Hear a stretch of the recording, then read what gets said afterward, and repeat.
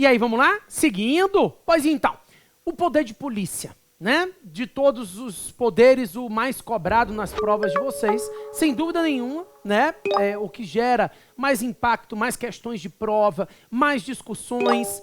Para começar, quando a gente trata de poder de polícia, é importante que você consiga diferenciar esse poder de polícia que a gente vai trabalhar aqui, que a gente chama de polícia administrativa, da polícia judiciária, tá?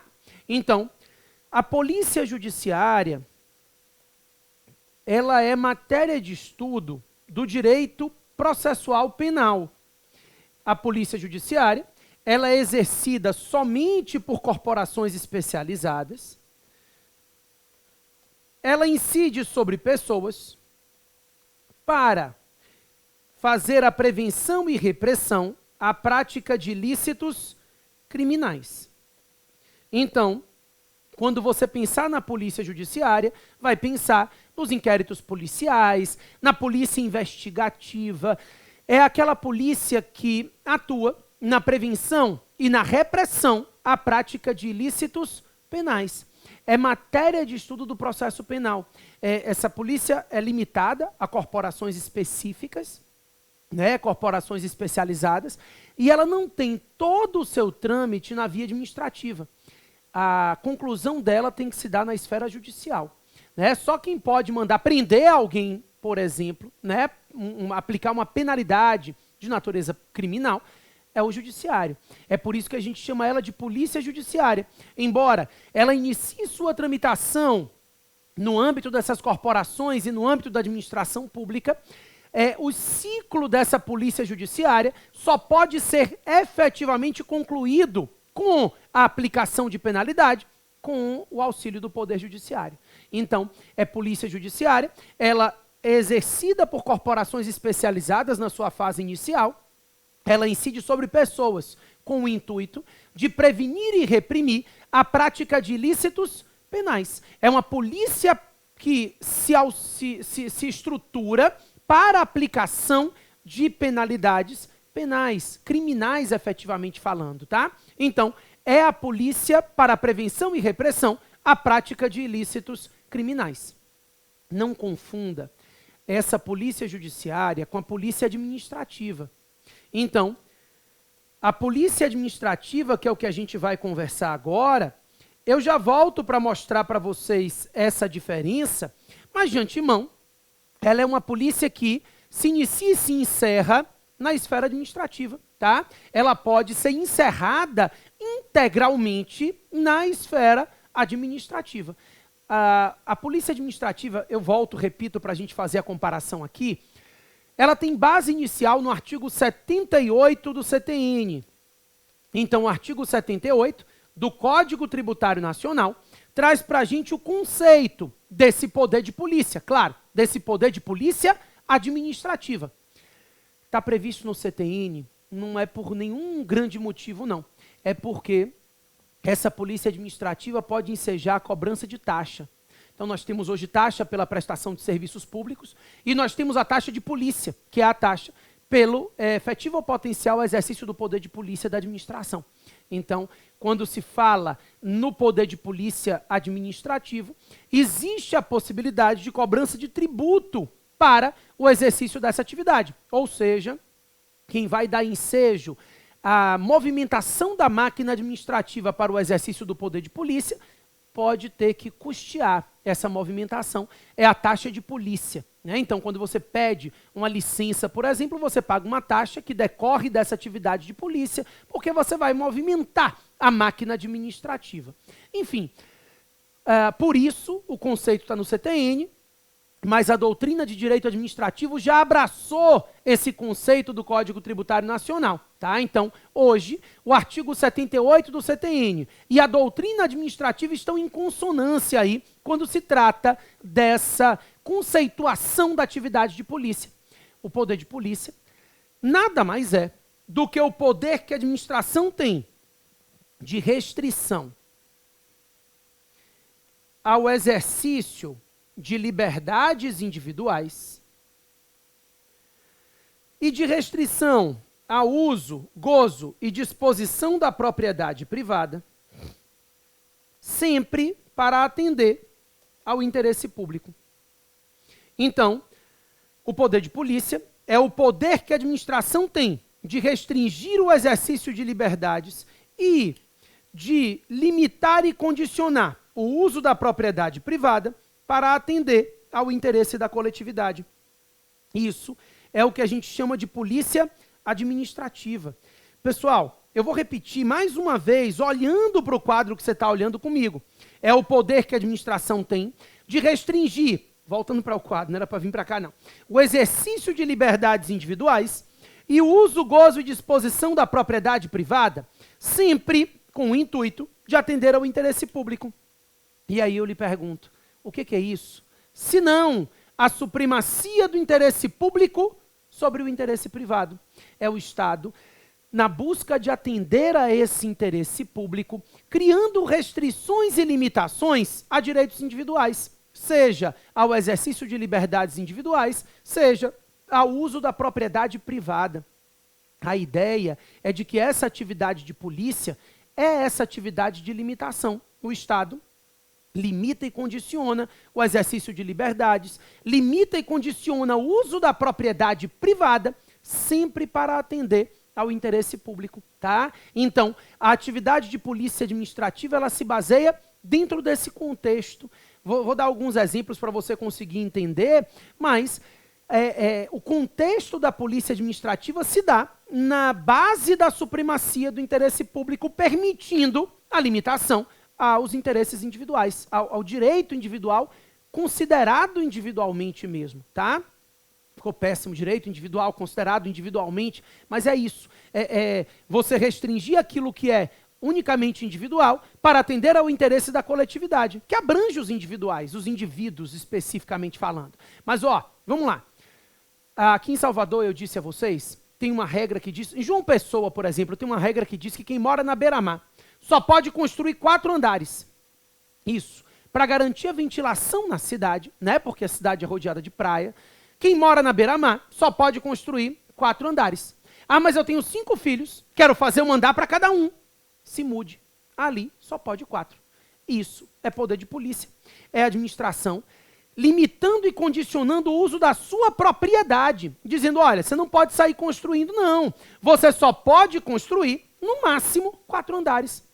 Então, o seu direito de propriedade fica limitado para atender ao interesse da coletividade, que é a ventilação da cidade, a organização estruturada daquela cidade. Isso é o poder de polícia. É o Estado limitando o uso da sua propriedade. Mas não é só em João Pessoa, não. Em qualquer lugar do Brasil, se você quiser construir ou reformar na sua casa, com o seu dinheiro, você precisa de uma licença do Poder Público Municipal. Uma licença, pessoal, para evitar que a sua construção ela prejudique o interesse da coletividade, ela desrespeite regras de vizinhança, né? Então, para atender ao interesse da coletividade, para evitar que você construa prejudicando as regras do plano diretor, a ordenação do solo urbano, eu preciso, antes de mais nada, para construir no meu terreno, com meu dinheiro, eu preciso de uma licença do poder público. E o que é isso? É o poder de polícia da administração. É a administração limitando e condicionando o uso da sua propriedade de forma a atender ao interesse público. Olha, eu vou ver se você pode construir, eu vou ver se você pode reformar, eu sei que a casa é sua, mas eu vou ver se isso não atenta contra o interesse do restante da coletividade, né? Mas não é só propriedade, não. Liberdades também. Você quer abrir um restaurante? Você pode. É livre o exercício de qualquer ofício ou profissão, né? Desde que lícito, e é o caso. Mas, se você estiver vendendo comida vencida, o Estado vai lá e fecha. Então, a vigilância sanitária atua justamente nessa atividade de polícia para evitar que você mate todo mundo de intoxicação, para garantir o seu direito de livre exercício da atividade do restaurante. Então, é o município, é o poder público, é a União, é o Estado atuando, limitando o exercício da sua liberdade para atender ao interesse da coletividade. Isso é poder de polícia, né? Meu avô Meu avô dizia, sabe o quê? Meu filho, eu não paro em sinal vermelho, porque eu tenho o direito de ir e vir. Eu achava isso o máximo. Gente, como é que as pessoas não pensam nisso, só meu avô? Porque as outras pessoas são muito burras, né? Obviamente. Obviamente que não. Porque a liberdade de locomoção, o direito de ir e vir, é uma liberdade individual, mas ela pode ser limitada e condicionada para atender ao interesse público. Porque se tiver todo mundo indo e vindo ao mesmo tempo, todo mundo se bate, né? Ninguém nem vai e nem vem. Então, para garantir o direito de locomoção de forma ordenada, o Estado pode sim limitar, restringir e condicionar o exercício desse direito e dessa liberdade para atender ao interesse público. Isso é o poder de polícia da administração, é o poder de limitar e condicionar o exercício dessa liberdade individual de forma a que ela seja exercida nos parâmetros determinados para atender ao interesse público. Então, esse poder de polícia, ele precisa respeitar determinados limites da lei, mas ele acaba atuando de forma a condicionar os seus direitos. Ele não pode aniquilar direitos individuais. Ele não pode violar liberdades individuais. O que ele pode é condicionar, restringir, né? Criar limites. Então, você pode fazer uma passeata? Claro, liberdade de expressão, de associação, mas se a passeata for tumultuosa, o Estado dissolve, porque a paz pública, ela incide de forma mais intensa do que o seu direito individual de liberdade de expressão e de associação. Então é aquela velha história do conflito de interesses, da ponderação de interesses quando se fala de conflitos entre princípios, né? E aqui é o princípio da supremacia do interesse público prevalecendo sobre os interesses individuais. Então, a ideia dessa atividade de polícia é justamente essa ideia de limitar e condicionar liberdades e propriedade. Pessoal, a atividade de polícia no ano de 2020, né, e ainda agora no ano de 2021, ela tem sido preponderante no combate à proliferação da pandemia da Covid-19. Né? Então, vocês assistiram à manifestação dessa atividade de polícia estatal de forma muito intensa, primordialmente, principalmente, no ano de 2020. Né? Então, o fechamento de um restaurante, o fechamento de um centro comercial, nada mais é do que a atividade de polícia da administração pública, a possibilidade de requisitar um estádio de futebol para transformar num hospital de campanha.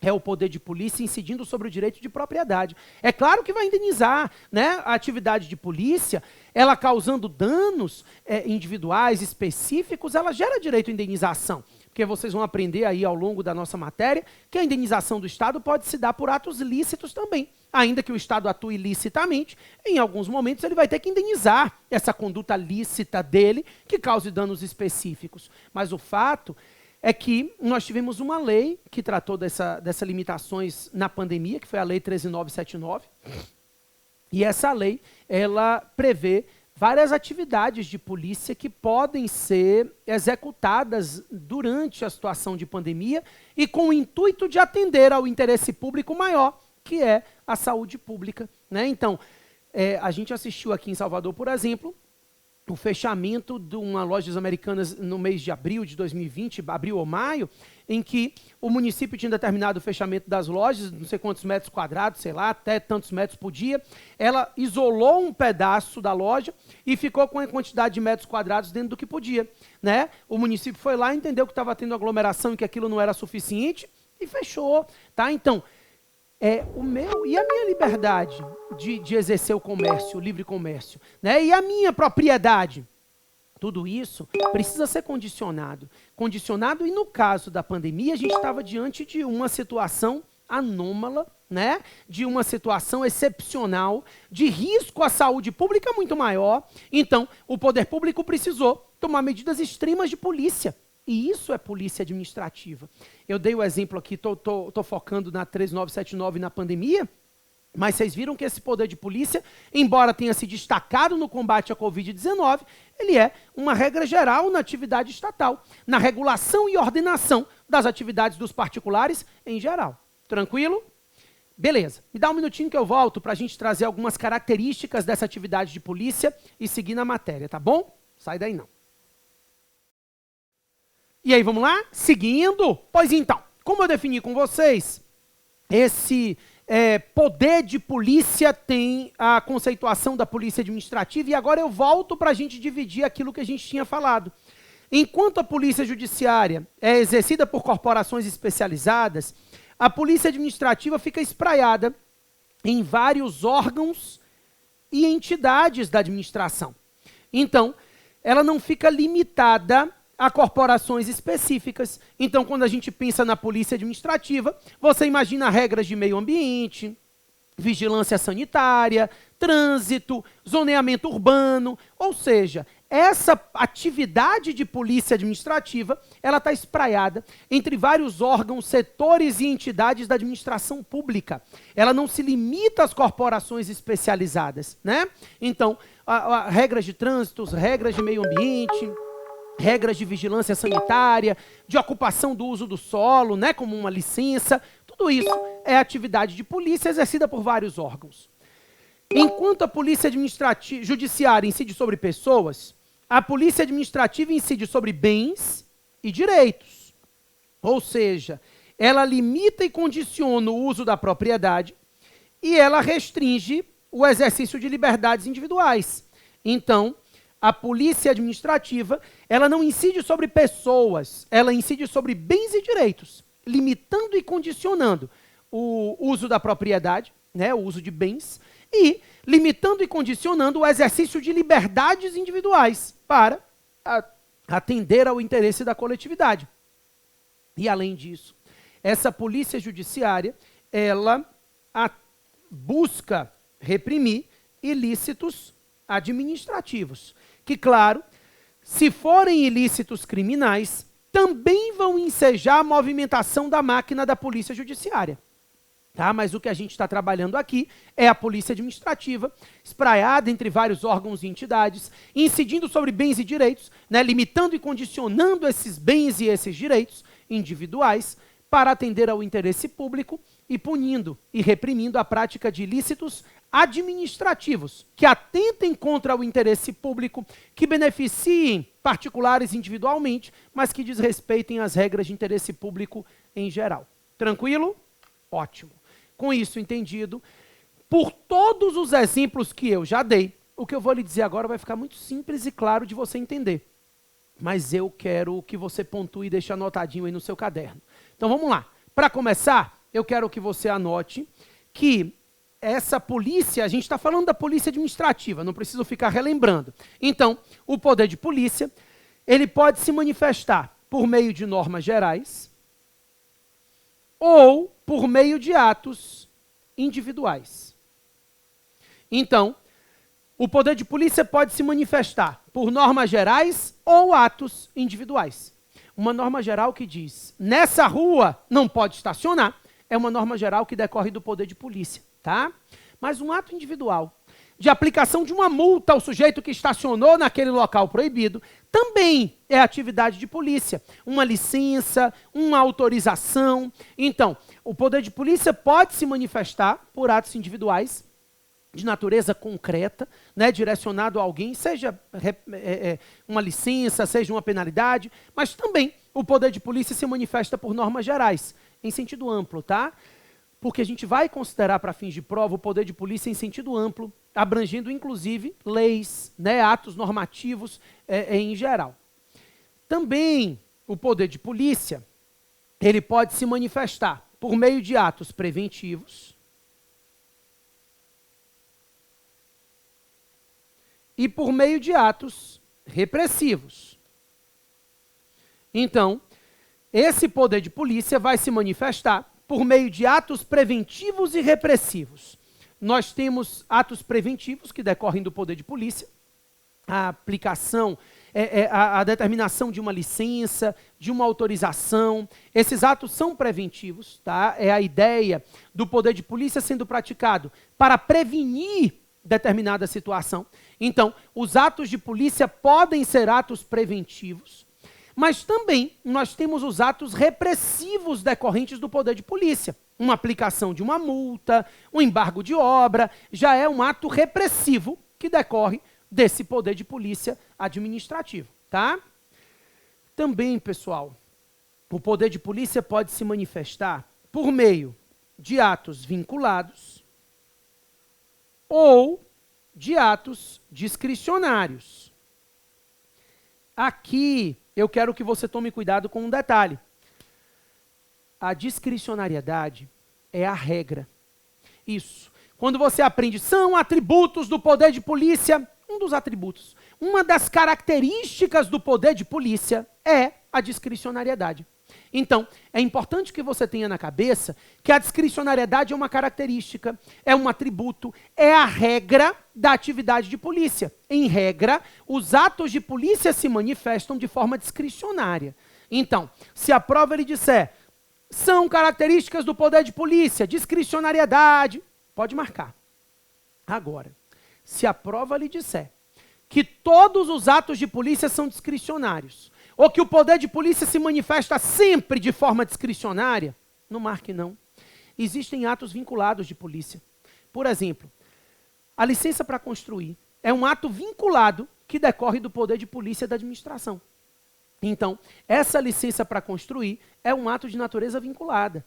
A ideia é de que se você cumprir os requisitos objetivos postos na lei, você tem direito a construir. A casa é sua, né? Então, a licença para construir se torna um ato vinculado. A gente passa a ter um ato vinculado decorrente do poder de polícia. Agora, o que você não pode é deixar de aceitar as questões que lhe tragam a discricionariedade como característica, como atributo. Em regra, os atos de polícia são discricionários. A discricionariedade é um atributo do poder de polícia. Mas, repito, o poder de polícia pode se manifestar por meio de atos vinculados e o poder de polícia pode se manifestar também por meio de atos discricionários, tá? Então, a discricionariedade é um atributo do poder de polícia e, além da discricionariedade, o poder de polícia possui 3 outros atributos que costumam cair com muita intensidade nas provas. Eu quero que vocês tomem cuidado em relação a isso. A gente depois vai falar de atributos de atos, né? Quando eu for tratar de atos administrativos, vai acabar repetindo alguns deles. Mas, de antemão, um dos atributos do poder de polícia, acabei de falar, é a discricionariedade. Não significa dizer que todos os atos sejam discricionários, mas a discricionariedade é um atributo, é uma característica presente na atividade de polícia em geral. Então, o poder de polícia, ele tem como atributo dele a discricionariedade. Além da discricionariedade, o poder de polícia goza do atributo da imperatividade. Imperatividade, pessoal, é o poder que a administração pública tem de impor obrigações ao particular, independentemente da concordância desse particular. Isso é a imperatividade, tá? É o poder que a administração pública tem de impor obrigações ao particular, ainda que ele não concorde. Quando você pensa na imperatividade, você pensa no poder de impor obrigações, independentemente da concordância desse particular. Ainda que o particular não concorde, ele fica sujeito às obrigações impostas pelo Estado. Então, a gente chama essa imperatividade também, né, o atributo da imperatividade, a gente pode chamar de poder extroverso da administração. Dá no mesmo. A expressão poder extroverso é uma expressão mais moderna, então de vez em quando eles colocam ela nas questões de concurso para confundir vocês. O poder extroverso, ou atributo da imperatividade, é o poder da administração de, dentro dos limites da lei, estabelecer obrigações ao particular, independentemente da concordância desse particular. Então, não estacione. Não é um acordo. Não estacione, é mesmo, está muito cheio. Não, é uma imposição unilateral. Não estacione e ponto final. Então, a ideia é de que não estacione não se caracteriza como um acordo, não. É uma imposição unilateral. A ideia é de que a administração impõe ao particular que não estacione ali, independentemente da concordância dele. É esse poder do Estado de se valer de obrigações unilaterais ao particular que a gente vai chamar de atributo da imperatividade ou de poder extroverso da administração. Não abra o seu restaurante durante a pandemia, né? Isso é o poder da administração. E aí eu te falei, não estacione, ponto final. E se você estacionar? Multa, né? A multa é o poder que a administração pública tem de se valer de meios indiretos de coerção. Isso, meios indiretos, porque pelo menos por enquanto, ele não está rebocando seu carro. Ele está aplicando uma multa para que você se sinta coagido a tirar o carro dali, né? São meios indiretos. Alguém vai dizer, estacione ali. Você vai dizer, eu não quero tomar uma multa. Então, você indiretamente se sente coagido a obedecer aquele ato que foi determinado pela administração pública.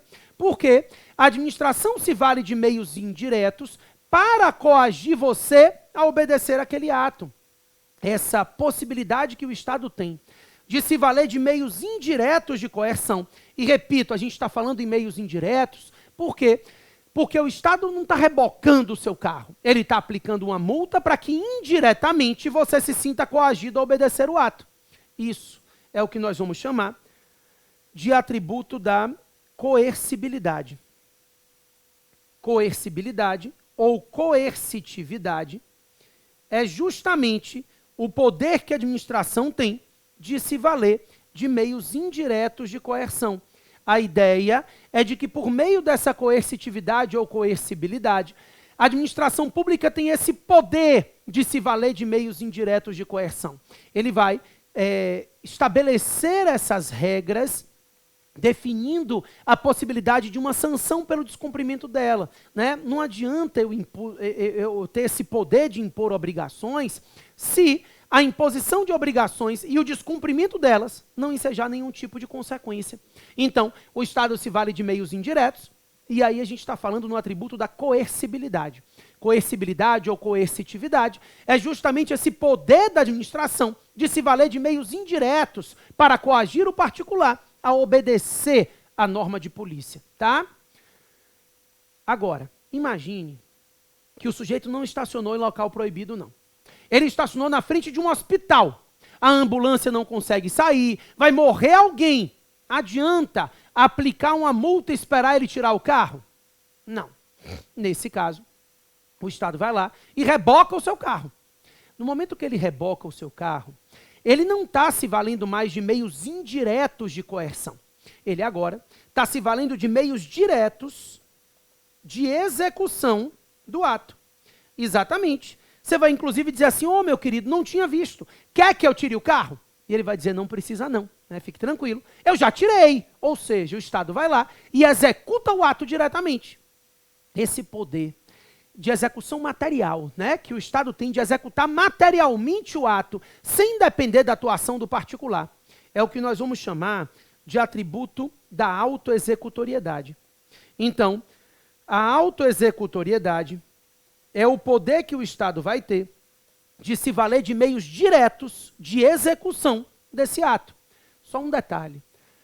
A autoexecutoriedade, ela faz ser desnecessária a atuação jurisdicional prévia. Ou seja, ele não precisa propor uma ação judicial para pedir o reboque do carro. É o Estado se valendo de meios diretos de execução administrativamente. Ele, administrador, vai lá e determina o reboque. Então ele não precisa do judiciário, ele não depende do particular e ele não depende do judiciário para executar esse ato. Isso é o que nós vamos chamar de atributo da autoexecutoriedade ou simplesmente executoriedade, tá? A doutrina costuma dizer que essa autoexecutoriedade não está presente em todos os atos de polícia. A autoexecutoriedade decorre de lei. A lei pode prever o ato como autoexecutável, ou então ela decorre de uma situação de urgência. Então, ou a lei prevê o ato como autoexecutável, ou diante de uma situação emergencial, que foi até o exemplo que eu acabei de dar, né? A ambulância não consegue sair. Então, numa situação emergencial, essa autoexecutoriedade pode ser praticada diretamente pelo Estado. Então, nem todo ato de polícia é autoexecutável, tá? A autoexecutoriedade é um atributo. Ou a lei prevê essa autoexecutoriedade, regulamentando a possibilidade de atuação direta, ou, diante de uma situação de urgência devidamente justificada, o Estado pode também executar o ato diretamente para evitar um prejuízo maior ao interesse da coletividade. Bacana? Ótimo. Com isso entendido, pessoal, um minutinho, eu volto para a gente finalizar a atividade de polícia. E aí, vamos lá? Seguindo? Pois então, além desses atributos, eu queria que vocês tomassem cuidado em relação ao poder de polícia no que tange ao prazo de prescrição, tá? A gente tem uma lei que regulamenta essa atividade, a Lei 9873. A Lei 9873, ela estabelece que as sanções decorrentes do poder de polícia devem ser aplicadas pela administração dentro de um prazo prescricional de 5 anos. Então, a regra é que a administração pública deve respeitar um prazo prescricional de 5 anos para aplicação das sanções administrativas, claro, decorrentes do poder de polícia da administração. Então, as sanções de polícia devem ser aplicadas no prazo de 5 anos, contados da prática do ato lesivo, ou, em se tratando de uma infração continuada, da data em que ela cessar. Tá? Então, o ato que causa um prejuízo e enseja a sanção de polícia, dá início à contagem do prazo prescricional. Então, se a gente estiver tratando de um ato contínuo, na data em que ele cessar, começa a incidir o prazo de prescrição, que é de 5 anos. No entanto, a lei traz 2 ressalvas. A primeira ressalva é que ela diz o seguinte, olha, se foi instaurado o processo administrativo para apurar a infração de polícia e a aplicação da penalidade, e esse processo, ele ficar parado durante 3 anos, prescrição intercorrente, tá? Então, a ideia é de que a lei prevê uma prescrição intercorrente caso o processo administrativo para aplicação das sanções de polícia fique parado durante 3 anos. Então, a ideia é de que o prazo prescricional é de 5 anos. Mas instaurou o processo administrativo para aplicação da penalidade, apuração de infração e a possibilidade de aplicação de penalidade. E esse processo ficou paralisado durante 3 anos, ocorre prescrição intercorrente, mesmo que não tenham completado os 5 no total, tá? Além disso, essa questão da prescrição intercorrente já é um pouquinho mais aprofundada, mais cuidado aí com as bancas, né? A gente não sabe o que é que vai ser cobrado. De qualquer forma, tem um outro detalhe que a Lei 9873 ressalva e que a gente não pode deixar de lado. Ela diz o seguinte, se a infração administrativa de polícia também se configurar um ilícito criminal, nesse caso, a infração administrativa de polícia configurando um ilícito criminal, estaremos diante de uma situação em que nós não aplicaremos esses prazos de prescrição aqui, de 5 e de 3 anos intercorrente. Nós aplicaremos o prazo de prescrição previsto na lei penal, ou seja, a prescrição administrativa, a prescrição para aplicação das sanções administrativas vai coincidir com a prescrição para aplicação das sanções penais. Não faz sentido que eu não possa aplicar mais penalidade administrativa porque prescreveu, e eu ainda posso aplicar uma pena, por exemplo, privativa de liberdade, né? Então, nesse sentido, sempre que a infração de polícia também se configurar um ilícito penal, o prazo de prescrição a ser aplicado para a penalidade administrativa será o prazo de prescrição do direito penal. Então, a infração administrativa vai prescrever juntamente com a infração penal nesses casos, ok? Beleza. Daí eu vou te contar uma história. Olha que bacana, historinha, né? No final da história, a gente vai chegar a uma conclusão importante, mas, na verdade, toda a história aqui acaba sendo importante para a gente. A minha história começa com a edição da Lei 9649. A Lei 9649 regulamenta os conselhos profissionais, tá? O CREA, o CRM, o CRO. A OAB não. A OAB, ela tem um estatuto próprio e ela não vai seguir esse regramento que a gente está conversando aqui, tá? Mas os demais conselhos de profissão, né? Então CREA, CRM, cada uma das profissões em geral, são regulamentados pela Lei 9649. E essa lei diz o seguinte: os conselhos profissionais, eles são particulares que atuam na prestação de serviço público por delegação. Então, de acordo com a lei, a regulamentação expressa da lei, os conselhos profissionais são particulares que atuam na prestação de serviço público por delegação.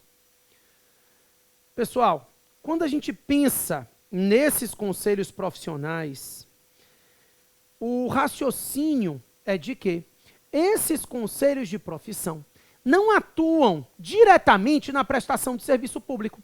Esse é o entendimento do STF, tá? O Supremo Tribunal Federal, por meio da ADI 1717, julgando a Lei 9649, disse o seguinte: conselhos profissionais não. Ou serviço público não. O que os conselhos profissionais fazem majoritariamente é exercício do poder de polícia da administração pública.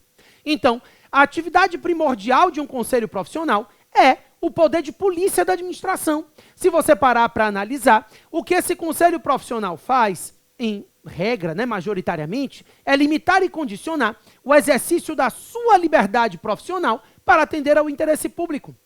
Então, você passa 6 anos numa faculdade de medicina, mais 2 ou 3 fazendo residência, e para exercer a função de médico, você precisa de uma licença do CRM. E eu digo mais: você vai fazer uma cirurgia no sujeito, pega o nariz dele e bota na testa. Ele representa o CRM, e o CRM te suspende de clinicar, né? Então, você não pode exercer a sua liberdade profissional, você não pode exercer a medicina, para evitar que você bote o nariz de todo mundo na testa, né? Ou seja, eu restringo o exercício da sua liberdade individual, no caso a liberdade individual profissional, para atender ao interesse público, ao interesse da coletividade. Na verdade, o exemplo de nariz na testa é esdrúxulo, né? Mas eu vou dar um exemplo real. Imagine que um menino em Brasília, isso é verdade, passou na época no jornal, eu me lembro que eu assisti isso, já tem um tempo, mas o menino foi para o dentista arrancar um dente. O dentista arrancou tudo. Ele voltou para casa sem um dente. A família, por óbvio, se sentiu prejudicada e representou ao CRO. O CRO suspendeu o dentista de clinicar. Você não pode clinicar para evitar que você deixe todo mundo banguela, né? Eu crio uma restrição individual para atender ao interesse de toda a coletividade. Isso é o poder de polícia da administração. E aí o STF disse o que a gente queria ouvir. Olha, já chegamos à conclusão de que os conselhos profissionais atuam majoritariamente no exercício do poder de polícia, beleza. Também é importante que a gente tenha na cabeça que esse poder de polícia não pode ser delegado a particulares. Então, quando eu falo dessa atividade, o Supremo Tribunal Federal chegou à conclusão que o poder de polícia não pode ser delegado a pessoas de direito privado. Por isso, os conselhos profissionais passam a ter natureza jurídica de autarquias, né?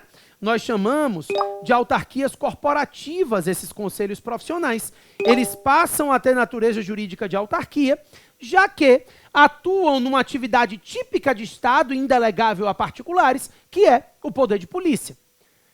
A OAB não é autarquia, é uma exceção, né? Acabei de falar disso. A OAB é uma exceção, é um particular, é uma entidade privada que exerce poder de polícia de forma anômala, tá? Mas os demais conselhos de profissão ganham natureza jurídica de autarquia, já que a autarquia é pessoa jurídica de direito público, mas eu não quero falar de autarquias corporativas agora.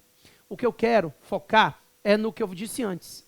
O poder de polícia é atividade típica de Estado e, por isso, não pode ser delegado a pessoas de direito privado. Vamos para alguns detalhes. Primeiro, imagina o seguinte: aplicar uma multa a quem extrapola o limite de velocidade é poder de polícia? Claro, sem dúvida nenhuma, trata-se de poder de polícia da administração, essa possibilidade de aplicar multa a quem extrapola o limite de velocidade. Beleza. Aí eu te pergunto, eu posso contratar uma empresa que vai colocar o radar, extrair as multas, encaminhar para o Estado? Sim ou não? Posso. Não há problema nenhum que eu contrate essa empresa que vai atuar justamente nessa atividade, né? Então, ela vai colocar o radar, ela vai aplicar a multa, ela vai encaminhar essa multa ao Estado. A pergunta é, isso é delegação de polícia? Não. Essas atividades materiais podem ser delegadas. A gente fala que os aspectos materiais do poder de polícia admitem delegação. Então, os aspectos materiais são justamente essas atividades de mera execução do poder de polícia. Eu não posso delegar o poder de polícia propriamente dito, mas eu posso delegar as atividades de execução, as atividades materiais, as atividades de mera execução do poder de polícia admitem delegação. Então, eu posso delegar atividades executórias, porque, nesse caso, eu não estaria delegando o poder de polícia em si. Os atos decisórios, esses continuam não sendo passíveis de delegação, tá? Na verdade, a doutrina moderna costuma dizer que o poder de polícia passa em regra, né? Nem todos os atos passam, mas em regra 4 ciclos, que a gente chama de ciclos de polícia. Então, os ciclos de polícia se dividem em norma de polícia, ou restrição de polícia, né? Não estacione, não pode fazer isso, não pode fazer aquilo. Fiscalização de polícia, então, por exemplo, a colocação do radar, para fiscalizar o descumprimento das normas. Consentimento de polícia, então uma licença, uma autorização. E a sanção de polícia, que é a penalidade, a multa, o embargo de obra e assim por diante. No entendimento majoritário atual, a doutrina defende que os atos de fiscalização e consentimento são passíveis de delegação. Então, é possível delegar atos de fiscalização e atos de consentimento, tá? A norma de polícia, né, que é a decisão restritiva, a aplicação de penalidade não pode ser delegada. No ano de 2020, tivemos uma decisão do Supremo Tribunal Federal muito importante, que disse que as empresas estatais que atuam na prestação de serviço público podem receber os poderes de polícia por delegação. Então, o STF disse que essa indelegabilidade não abrange as empresas estatais prestadoras de serviço público. Essas empresas estatais que atuam na prestação de serviço público, essas podem exercer a sua atividade de polícia, e aí não só a fiscalização e o consentimento, mas as normas, as sanções, isso é possível de delegação. Não posso delegar a particulares, mas eu posso delegar às entidades privadas da administração indireta, prestadoras de serviço público, tá? Beleza. Só para a gente fechar, eu queria te lembrar também que o poder de polícia, na doutrina tradicional, era enxergado como um ato de restrição e um poder negativo, né? Então a doutrina dizia que o poder de polícia seria um poder negativo, um poder que obrigaria o particular a executar atividades de não fazer. Então não faça, tolere. A gente tinha poder negativo de polícia, o poder de determinar que não fosse feito alguma coisa, né? A obrigação de não fazer, a obrigação de tolerar. Mas hoje já se fala também no poder de polícia criando obrigações positivas, né? Então, por exemplo, o direito de preempção, que está lá no Estatuto da Cidade, o artigo 25, depois vocês vão estudar isso, mas o artigo 25 da Lei 10.257, que é o Estatuto da Cidade, nós vamos estudar isso depois, tá? Ele cria um direito de preempção municipal. O município determina que aquela área é uma área de preferência e quem quiser vender o seu terreno naquela área tem que oferecer ao município primeiro. É uma obrigação de fazer, decorrente do poder de polícia. Também aquela notificação para parcelamento compulsório das áreas urbanas não edificadas. Construa, parcele, dê função social à sua propriedade. Então, o poder de polícia atualmente é enxergado como um poder que pode ensejar obrigações negativas e positivas. Um não fazer, um tolerar, mas também pode ensejar obrigações de fazer na atividade administrativa. Ok? Beleza. Pessoal, com isso entendido, a gente consegue fechar os aspectos decorrentes dos poderes administrativos, os aspectos teóricos, e aí eu parto para resolver algumas questões com vocês, né? A gente sempre tem finalizado o tema com questões para que a gente consiga consolidar o conhecimento, tá bom? Então, a gente resolve questões a partir do próximo bloco. E aí, pessoal, vamos lá? Resolver algumas questões referentes a poderes administrativos para ir complementando a matéria, mas não só para complementar, e também para a gente entender como é que a matéria costuma ser cobrada, qual é a forma que é importante você raciocinar o tema e qual é a forma que as bancas vão te cobrar, tá? Vamos lá comigo. Primeira questão aqui. A atuação da administração pública se dá sob diferentes formas, sendo o exercício do poder de polícia uma das suas expressões. A. Presente na aplicação de sanções a particulares que contratam com a administração ou com ela estabelecem qualquer vínculo jurídico, alçando a administração a uma posição de supremacia em prol da consecução do interesse público. Isso aqui não é poder de polícia, né?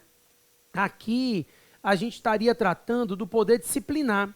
O poder disciplinar é esse poder de aplicar penalidades àqueles que tenham algum tipo de vínculo especial. Então, quando a gente fala da polícia administrativa, né, do poder de polícia efetivamente considerado, esse vínculo especial não é necessário. As sanções de polícia e os atos de polícia em geral, eles decorrem da supremacia geral do Estado. Então, existe uma supremacia geral do Estado que embasa essa atividade de polícia do Estado. Não há necessidade da existência de vínculos especiais. Então, esses vínculos especiais são necessários quando se fala em polícia ou em poder disciplinar. A atuação disciplinar do Estado depende de vínculo especial. Não se confunde com a polícia administrativa que decorre da supremacia geral do Estado. Tá falsa a letra A. B, poder de polícia, né? Presente nas limitações administrativas às atividades do particular, perfeito, tendo como principal atributo a imperatividade, que assegura a aplicação de medidas repressivas, independentemente de previsão legal expressa, a critério do agente público. Vamos lá. Primeiro, as medidas repressivas não decorrem da imperatividade, né? Decorrem da coercibilidade, poder do Estado de se valer de meios indiretos de coerção, de forma a reprimir o descumprimento da imperatividade. E olha, independentemente de previsão legal, também não pode, né? A atividade de polícia, assim como todos os poderes da administração pública, deve estar fundamentada na lei. Então, o poder de polícia da administração cria restrições a particulares e essas restrições decorrem da lei. Necessariamente, tem que haver previsão legislativa para que possa haver a previsão de sanções de polícia. Então, essa atividade de polícia do Estado, ela depende de lei e ela decorre da previsão legislativa, tá? Então, tá falsa a letra B, sem a possibilidade de se admitir medidas repressivas, sem que haja previsão em lei, tá falsa B, então. C, vamos lá, o poder de polícia dotada de exigibilidade, que confere meios indiretos para a sua execução, como a aplicação de multas, e admitindo quando previsto em lei ou para evitar danos irreparáveis ao interesse público, a autoexecutoriedade, com o uso de meios diretos de coação. Certinho. Exigibilidade é sinônimo de coercibilidade, tá? Então, o atributo da coercibilidade ou da exigibilidade, tanto faz, é o atributo que confere ao Estado meios indiretos de coerção para fazer com que o particular se sinta obrigado a obedecer o ato de polícia, né? Como, por exemplo, a aplicação de uma multa, que é o que está previsto aqui. E aí depois ele fala, olha, além dessa coercibilidade, além dessa exigibilidade, além do poder de se valer de meios indiretos de coerção, é importante dizer que quando houver previsão em lei ou em situações de urgência para evitar danos ao interesse público, executoriedade ou autoexecutoriedade, podendo se valer de meios diretos de coação e de execução do ato, né? Então, perfeito. Coercibilidade e autoexecutoriedade dizem respeito a atributos decorrentes dessa atividade de polícia. Já pode marcar a letra C. D, a questão fala, né, o poder de polícia e uma de suas expressões, verificada apenas quando há atuação repressiva do poder público, tanto na esfera administrativa, como aplicação de multas e sanções, como na esfera judiciária, com apreensão de bens e restrições a liberdades individuais. Pessoal, aqui não. O que acontece? A gente não pode dizer apenas quando há atuação repressiva. O poder de polícia, ele se manifesta por atos preventivos e repressivos, tá? A ideia é de que essa atuação de polícia, ela pode ser preventiva e ela pode ser repressiva. Nós temos atos preventivos decorrentes do poder de polícia, né, como a exigência de licenças, de autorizações, e os atos repressivos, como a aplicação de penalidades decorrentes desse poder de polícia também, tá? Então, tá falsa a letra D ao falar em apenas medidas repressivas, quando, na verdade, são medidas preventivas e repressivas, tá? Poder de polícia, e aí fala da atividade de polícia, dotada de imperatividade, porém, não de coercibilidade, pressupondo, assim, a prévia autorização judicial para a adoção de medidas que importem restrição à propriedade ou liberdade individual. Tá falsa a letra E. Pessoal, a gente não tem como falar aqui que tem que haver uma prévia autorização judicial para as medidas que impõem restrição. Não é verdade, tá? A coercibilidade, ela faz parte, sim, da atividade de polícia e é um dos atributos inerentes a essa atividade de polícia, permitindo ao Estado se valer de meios indiretos de coerção para exigir e forçar o cumprimento desse ato, tá? Então, a gente vai considerar o gabarito, a letra C, nessa questão 1, tá bom? Vamos para 2? Vamos lá.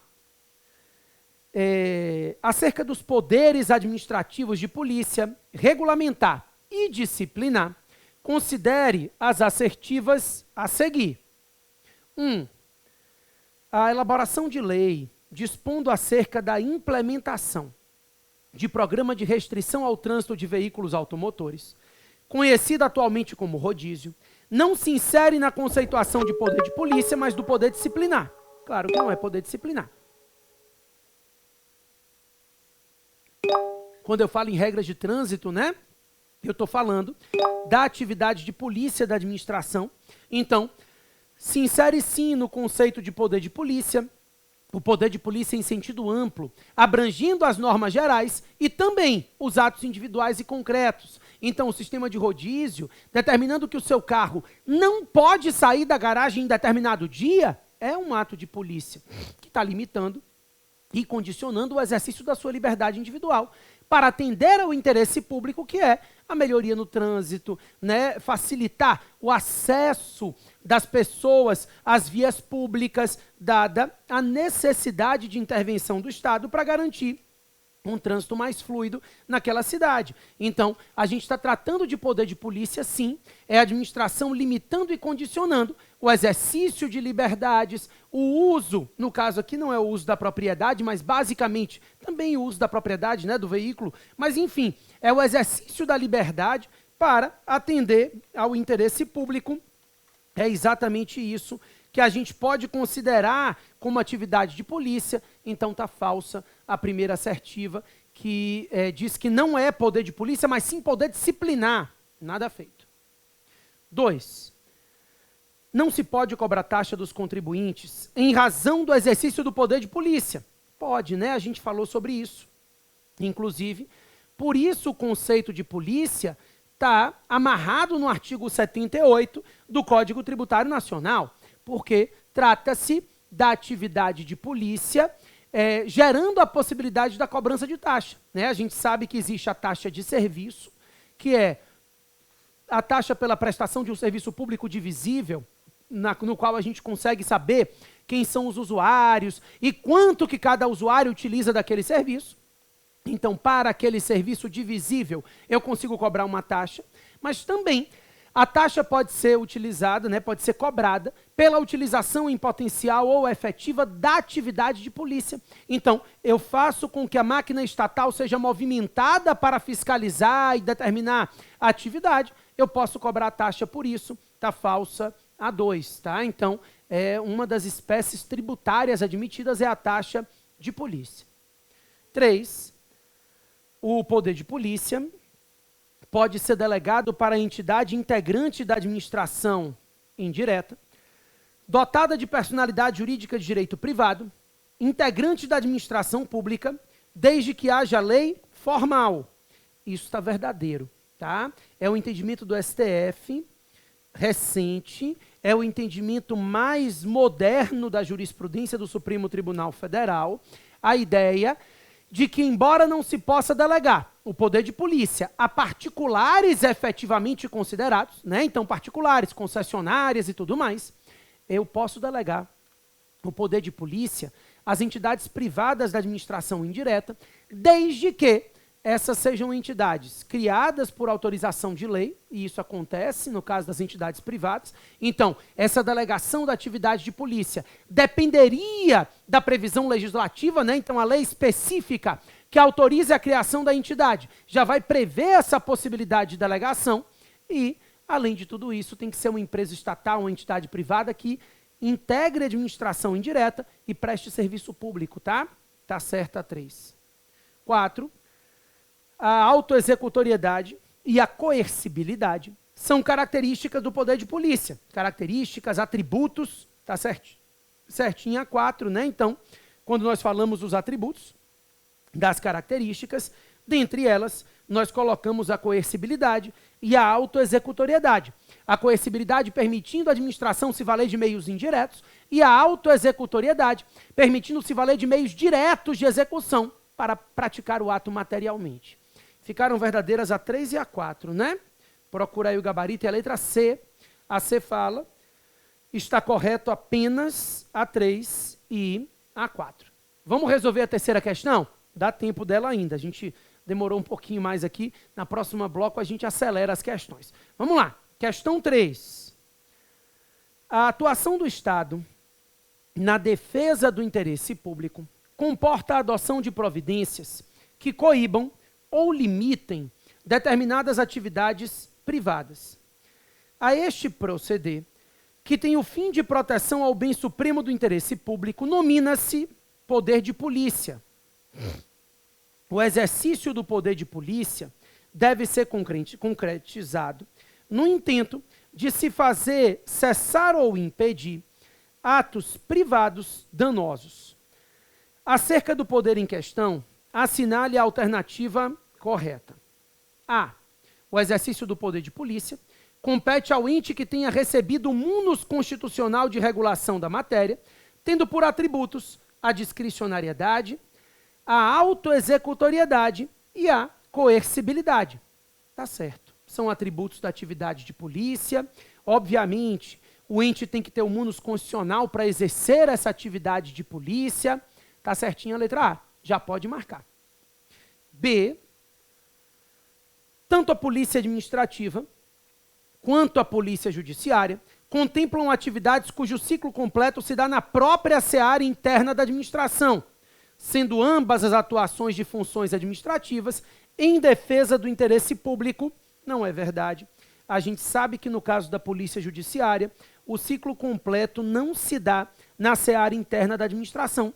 Por isso, nós chamamos de polícia judiciária, porque a prática de ilícitos criminais somente pode ensejar a aplicação de sanções penais por meio da atuação jurisdicional, né? Então, o ciclo não se encerra na administração pública quando se fala da polícia judiciária. Tá falso a letra B. C. O atributo da autoexecutoriedade informa que os atos decorrentes do poder de polícia prescindem de previsão legal, ou seja, dispensam previsão legal, que lhes assegure a adoção de medidas que tornem efetivos seus comandos, a independência da atuação de outro poder da administração. Claro que não prescindem. É imprescindível, é indispensável a previsão legislativa para que haja atividade de polícia e principalmente a aplicação de sanções, né? Tá falso a letra C. D. No exercício do poder de polícia, a administração pode expedir atos concretos, os quais contemplam destinatários determináveis de acordo com a subsunção fática ao instrumento normativo que o rege, a exemplo de decretos, portarias e resoluções. Pessoal, a ideia é de que decretos, resoluções não são atos concretos, né? São atos gerais, normativos, e então fica falsa a letra D. Tá bom? Eu já volto. Sai daí não. E aí, pessoal, vamos lá? Então, já entendemos que os poderes administrativos têm caráter instrumental, né? São poderes e, ao mesmo tempo, são deveres postos à administração. E já entendemos que esses poderes podem se manifestar de forma vinculada ou de forma discricionária, né? A lei que prevê a prática dos atos referentes a esses poderes é que vai definir se se trata de um poder vinculado ou discricionário, caso a caso, né? Dependendo da margem de escolha dada pela lei ou não ao gestor que deverá praticar esse ato. Quando a lei conferia ao agente público uma margem de escolha, ainda que nos limites estritos desse texto legislativo, a gente está diante de uma atuação discricionária e, naquelas hipóteses em que a lei não dá nenhuma margem de escolha ao agente público, a lei que estabelece os critérios de atuação de forma objetiva, aí estaremos diante de uma atuação vinculada. O gestor se torna mero aplicador da lei, que vai definir elementos objetivos para a prática do ato. Os poderes administrativos são 4. Tá? Então, a doutrina tradicional, e vem sendo seguida pela doutrina vigente, define que a administração pública exerce poder regulamentar, ou normativo, melhor falando, eu já vou explicar a diferença. Além do poder normativo, o poder hierárquico, o poder disciplinar e o poder de polícia. Quero conversar um por um. E o primeiro deles é o poder normativo da administração. Quando você pensar em poder normativo, eu não estou tratando de poder legislativo, né? Mesmo porque a edição de leis não é matéria de estudo do direito administrativo. Afinal de contas, a edição de leis diz respeito à função legislativa, mesmo quando exercida pelo Poder Executivo, como é o caso de lei delegada ou de medida provisória com força de lei, né? O fato é de que o poder normativo é o poder que a administração pública tem para a edição de normas gerais e abstratas dentro dos limites da lei. Como eu disse a vocês, o poder normativo é o poder para expedir normas gerais e abstratas dentro dos limites da lei. Poder normativo não se confunde com poder legislativo. É a edição de normas gerais que diz respeito a ato administrativo normativo. Quando eu falo das normas gerais, dos atos normativos, estou falando de atos administrativos mesmo, inferiores à lei, obedientes à lei. O poder normativo é esse poder que a administração tem para expedir atos administrativos inferiores ao texto legal, normalmente expedidos para facilitar e minudenciar o texto da lei, né? Então, a lei diz assim: o médico, Código Penal, se eu não me engano, deve informar crime, não informar doenças de notificação compulsória. Aí vem um ato normativo e diz doença de notificação compulsória para fins de lei, são essas aqui, né? Ou então, a lei diz assim, vedado a utilização e comércio de entorpecentes. Aí vem o texto da lei, diz, ó, entorpecente para fins de lei, é isso aqui, né? Então, é claro que no momento que eu incluo um entorpecente ou eu retiro um entorpecente do ato normativo, eu vou atingir direitos de particulares, né? Ampliando ou restringindo. Mas isso está sendo feito com base na lei. Então, quando eu digo é vedada a comercialização de entorpecentes, eu estou criando uma restrição, inovando no ordenamento jurídico, e a lista de entorpecentes posta na lei, aumentando ou diminuindo, acaba atingindo, sim, obviamente, a esfera jurídica do particular. mas de forma oblíqua, dentro dos limites da lei. É a lei, na verdade, quem está fazendo essa limitação, né? Quando eu digo a vocês que a lei é quem inova no ordenamento jurídico, não significa dizer que a mudança do ato normativo não vai interferir na esfera jurídica do particular. Vai sim, mas dentro dos limites da lei. Então, o poder normativo é esse poder de editar normas gerais e abstratas dentro dos limites da lei. Existem várias espécies de atos normativos, tá? Então, instruções normativas, resoluções, por exemplo, quando nós estudamos a organização administrativa e a gente trata das agências reguladoras, a gente aprende que agências reguladoras têm poder normativo. Elas expedem resoluções. Então, a resolução da ANAC, da Anatel, da ANEEL, são resoluções que configuram atos normativos inferiores à lei. Expedem normas técnicas e se direcionam ao prestador do serviço que aquela entidade regula. Então, a Anatel, ela pode editar uma resolução definindo normas técnicas para os prestadores do serviço de telefonia. Então, esses prestadores de serviço de telefonia vão ter que respeitar as normas apresentadas pela Anatel, né? A ANAC, ela vai editar resoluções que vão obrigar os prestadores do serviço de aviação civil. Então ela vai dizer, ó, meu querido, você tem que manter esse espaço mínimo entre as cadeiras, você precisa respeitar tantas horas no máximo de atraso ou não. Enfim, são normas técnicas sempre inferiores e obedientes à lei.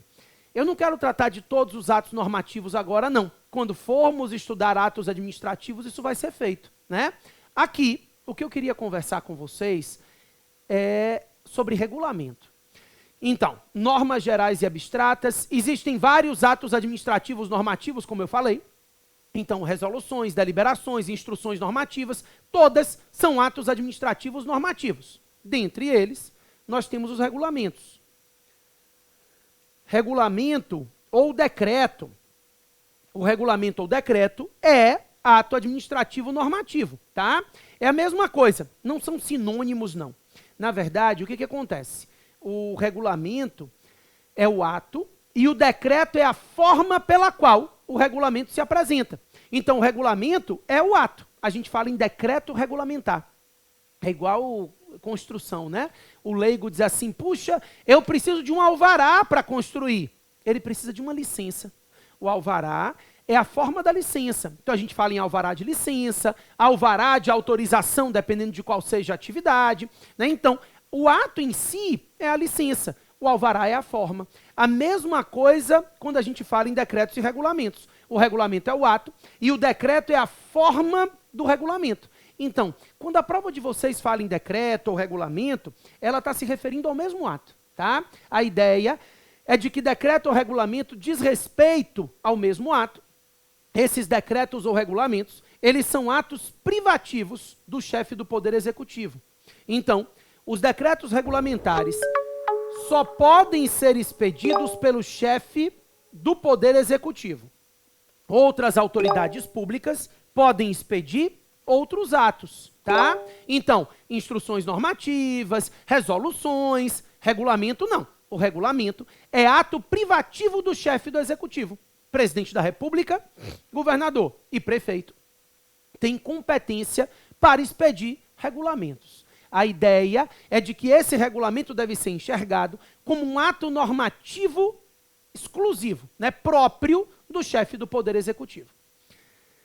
Daí o que acontece? Aí a doutrina tradicional trazia para a gente uma expressão que eu preciso só que você tenha na cabeça para não se confundir, que é a expressão poder regulamentar, que eu cheguei a falar aqui no iniciozinho dessa aula, né? Poder regulamentar é uma expressão hoje enxergada de forma específica. Na doutrina tradicional, repito, poder regulamentar era sinônimo de poder normativo. Então, os poderes da administração pública são regulamentar, hierárquico, disciplinar, era isso que você encontrava. O poder regulamentar como sinônimo de poder normativo. Era a mesma coisa. A doutrina, inclusive, optava por utilizar mais a expressão poder regulamentar. Hoje, até mesmo os doutrinadores mais tradicionais já começaram a rever esse entendimento, e as bancas de concurso seguem o entendimento mais moderno, que diz, na verdade, que o poder regulamentar é o poder de expedir regulamentos. Ou seja, o poder regulamentar é uma espécie do poder normativo. O poder normativo é o gênero, porque quando eu penso em poder normativo, eu penso em todos os atos administrativos normativos, instruções normativas, resoluções, deliberações e, dentre eles, os regulamentos. O poder regulamentar não. O poder regulamentar é o poder de expedir regulamentos. Então, o poder regulamentar é uma espécie do poder normativo. O poder normativo é o gênero e o poder regulamentar é uma espécie. Cuidado. Algumas questões de algumas bancas como a FCC ainda podem trazer o entendimento tradicional, tá? Mas isso vai ficar bem claro. Porque ele vai dizer, o poder regulamentar, diferente do poder de polícia. Então você vê que ele vai estar tratando do poder regulamentar no mesmo nível que ele está tratando os outros poderes da administração. O entendimento atual, repito, o entendimento que vocês devem encontrar nas provas é de que o poder regulamentar é o poder de expedir regulamentos e que é ato privativo do chefe do executivo. Então de vez em quando você se bate com a questão que diz assim, o poder regulamentar, privativo do chefe do executivo, pode marcar, porque o poder regulamentar é o poder de expedir regulamento. E o regulamento é um ato privativo do chefe do executivo. Então, não está errado dizer que o poder regulamentar é privativo do chefe do executivo. Outras autoridades podem expedir outros atos normativos, mas regulamento não. O regulamento, ele é específico para o chefe do poder executivo, seja federal, estadual ou municipal. Certo? O nosso problema está justamente no poder regulamentar. Por quê? A doutrina comparada, né, o direito comparado, o direito internacional, ele prevê duas espécies de regulamentos. E aqui eu estou aprofundando num tema que cai nas provas de vocês muito, tá? Mas muito mesmo, presta atenção. Então, nessa doutrina internacional, se costuma dizer que os regulamentos se dividem em dois grupos. Nós temos os chamados regulamentos executivos, ou decretos executivos, tanto faz, né, a mesma coisa, e os regulamentos autônomos, ou decretos autônomos. Nesse direito comparado, repito, a gente está analisando primeiro internacionalmente a matéria, né, na doutrina internacional, os regulamentos executivos são aqueles regulamentos expedidos para fiel execução da lei.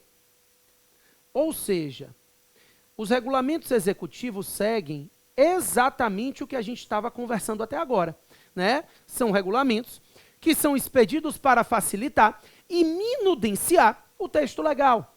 Então, quando você pensa em regulamentos executivos, aqueles regulamentos expedidos para fiel execução da lei, era o que a gente estava conversando até agora.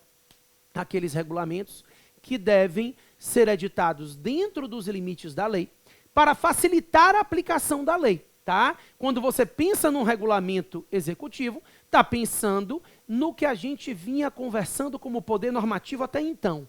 O poder de editar normas gerais e abstratas, inferiores à lei, né, obedientes à lei, para, em cada caso, regulamentar, formalizar, estruturar e minudenciar o texto legal. Beleza, tem diferença nenhuma, não tem dificuldade nenhuma. Não pode traficar entorpecente, o ato normativo pode ser um regulamento, ou pode ser um ato inferior, mas enfim, a princípio um regulamento, e vai dizer o que é entorpecente para fins de lei, ou seja, facilita e minudencia o texto da lei. Beleza. O problema não são os regulamentos executivos. Meu Deus do céu, molhei tudo, vocês não têm noção do que eu fiz. Vamos deixar para no intervalo eu limpar a merda, desculpa a palavra, a porcaria toda feita, que eu não posso falar palavrão. Minha filha, no dia foi chamada na escola, a professora me falou, pai, ô pai, que esse povo chama a gente de pai como se fosse pai deles, né? Tem nada mais irritante. E aí, pai, ô pai, Cecília andou falando uns palavrões, eu disse, meu Deus do céu, que palavrão foi esse? Aí ela falou, ela disse, porra. Eu disse, fique tranquila, sou eu mesmo, né, que não tenho como não falar. Não tem condição, eu torço por vitória, professora, não tenho condição de não falar.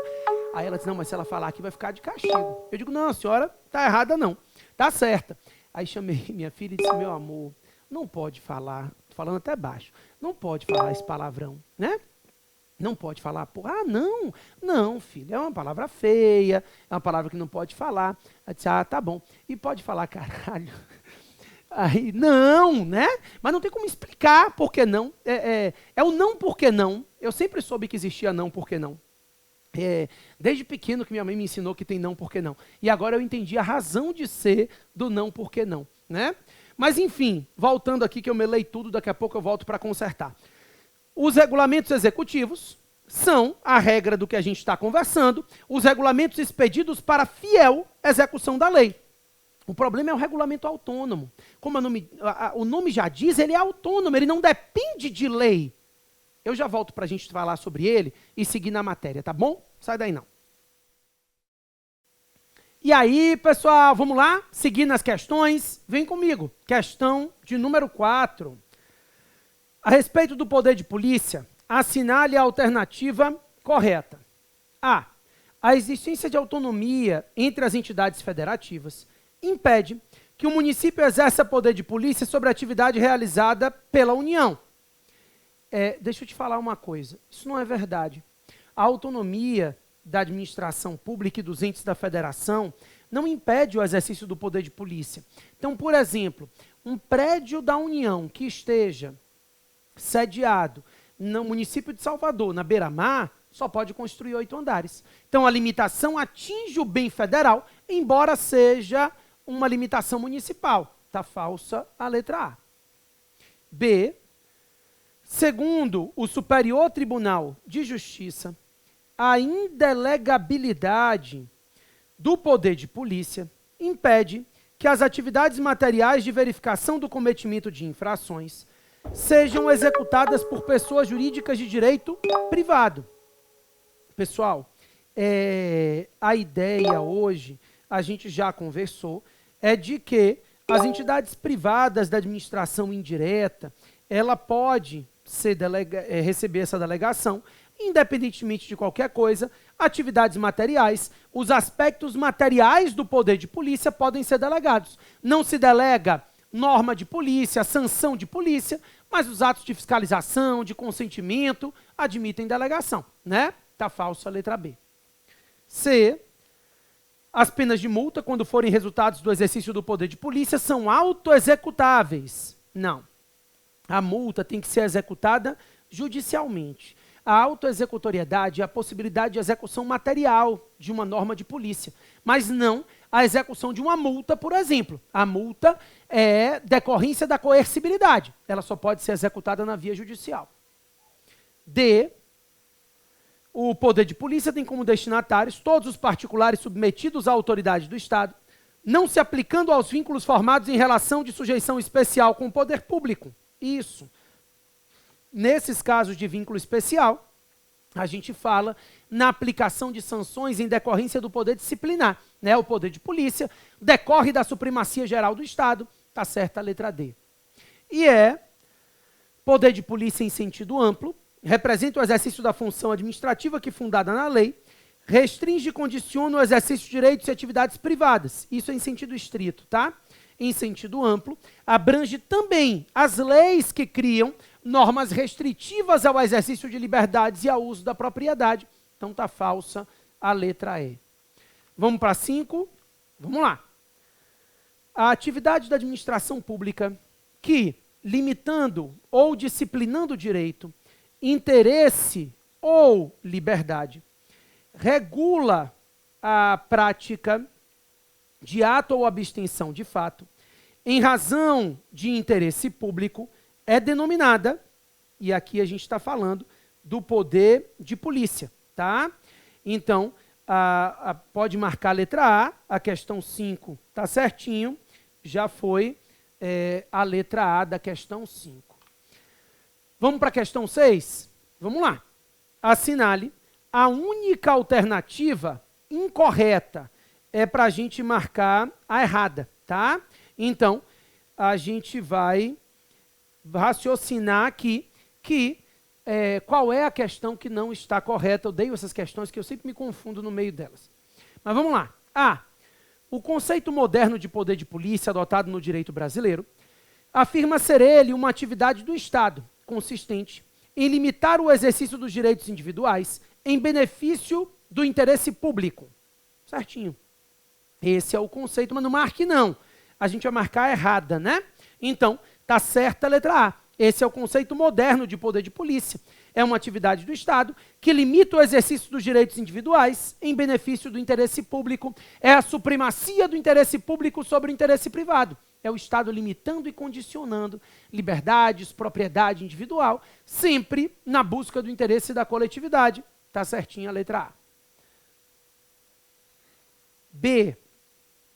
Prescreve em 5 anos a ação punitiva da administração pública federal direta e indireta no exercício do poder de polícia, objetivando apurar infração à legislação em vigor, contados da data da prática do ato, ou no caso de infração permanente ou continuada, do dia em que tiver cessado. A gente falou isso aqui, né? É a Lei 9873.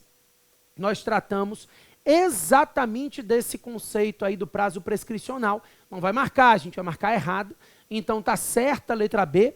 Nós falamos exatamente desse prazo prescricional, considerando que essa prescrição começa a correr do momento em que o ato é praticado, ou, em se tratando de uma infração continuada, da data em que cessar a prática desse ato infracional. Nós falamos sobre isso aqui, falamos até da prescrição intercorrente. Então, está certinha a letra B. C.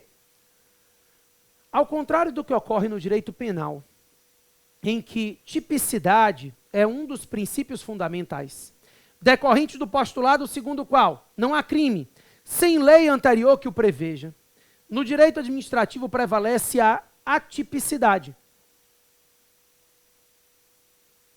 Aqui, são muito poucas as infrações descritas na lei, como ocorre com o abandono de cargo.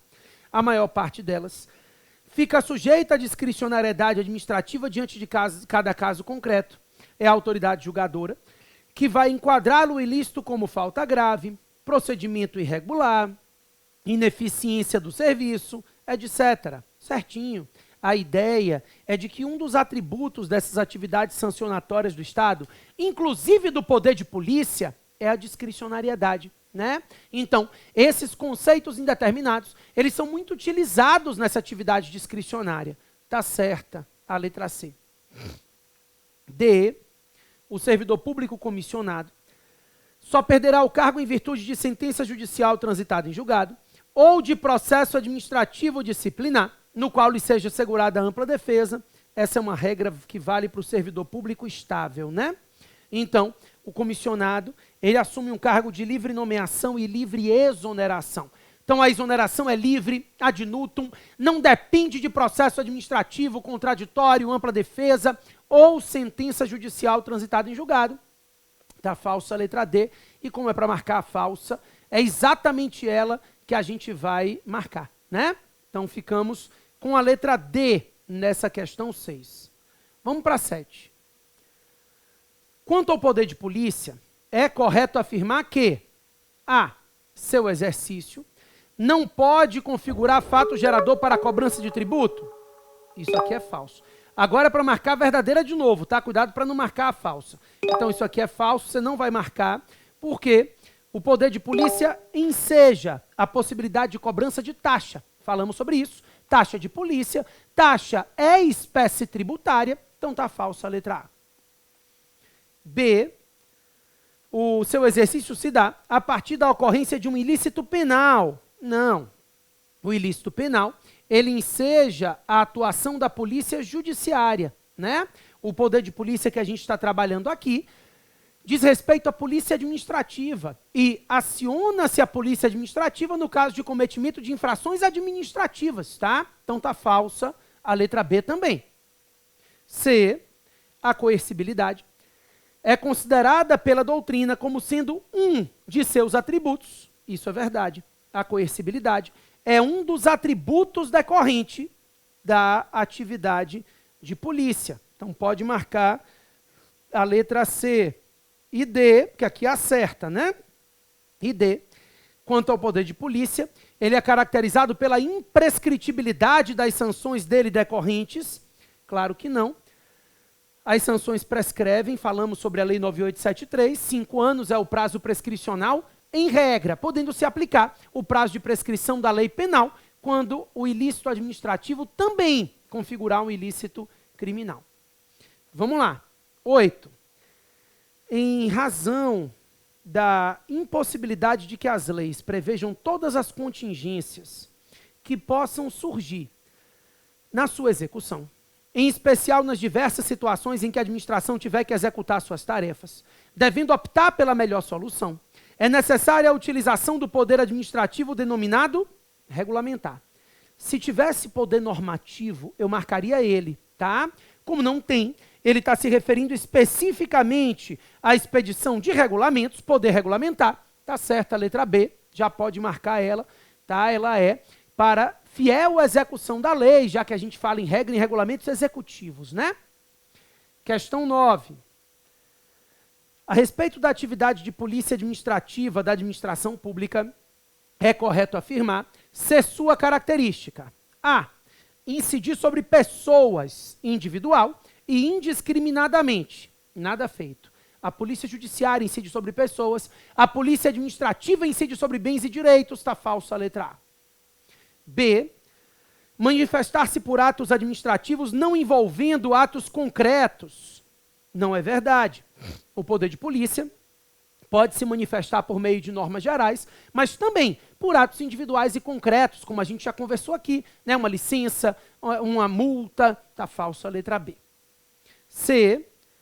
Ser de competência exclusiva em regra, podendo ser concorrente caso a atividade seja de interesse simultâneo às 3 esferas da federação.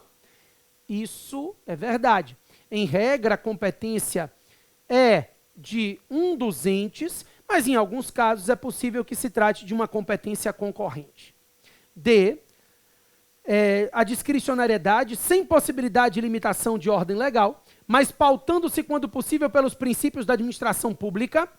É claro que pode haver limitação de ordem legal, né? Então a lei limita a atividade de polícia. Na verdade, a lei limita toda a atividade estatal, inclusive a atividade de polícia, né? Está falso a letra D. E constituir represália a ilícito penal. A represália a ilícito penal é a polícia judiciária e não a polícia administrativa. Então, nada feito, está falsa a letra E. Bacana? Ficamos com a letra C na questão 9. Vamos para 10, que é a última. Em relação ao poder de polícia administrativo, considere as assertivas abaixo. 1. Licença. É ato administrativo discricionário e tem como característica a revogabilidade, podendo a administração, em respeito ao interesse público, cassar os efeitos do ato que a concede. Isso não é verdade. A licença não é ato discricionário, a licença é ato administrativo vinculado, tá? A ideia é de que a licença é um ato vinculado.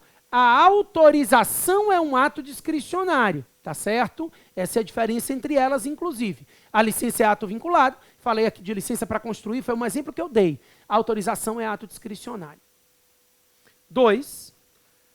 A autorização é ato administrativo declaratório e vinculado, e dessa forma, uma vez adimplidas as condições legais, deverá a administração outorgá-la, não podendo, por conta de sua natureza jurídica, revogá-la posteriormente. Isso é falso. Eles inverteram, né? A autorização é o ato discricionário e a licença é o ato declaratório e vinculado. Se ele cumprir os requisitos legais, ele tem direito à concessão da licença. 3.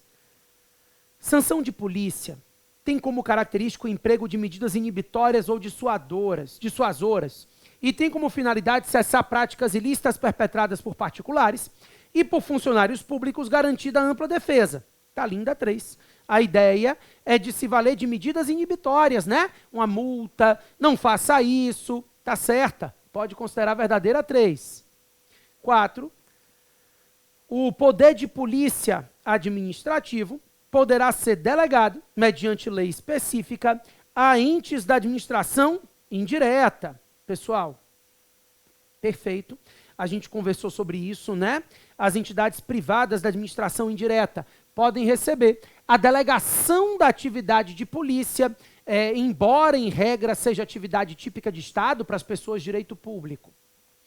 E 5, sanção de polícia, quando extroversa, é imposta a todos os administrados indistintamente, com a finalidade de inibir condutas ilícitas ou, se ocorrida, reprimir o autor da infração.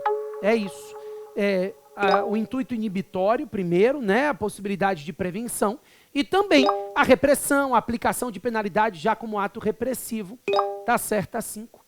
Ficaram verdadeiras a 3, 4 e 5. Está correto. Pode marcar aí a letra D. A letra D fala que está correto, que se afirma apenas em 3, 4 e 5. Pessoal, espero que ao longo dessas aulas você tenha entendido aí passo a passo os poderes da administração pública, uso e abuso de poder, e entre eles o poder de polícia, que a gente viu que é bastante cobrado, né? Valeu, pessoal.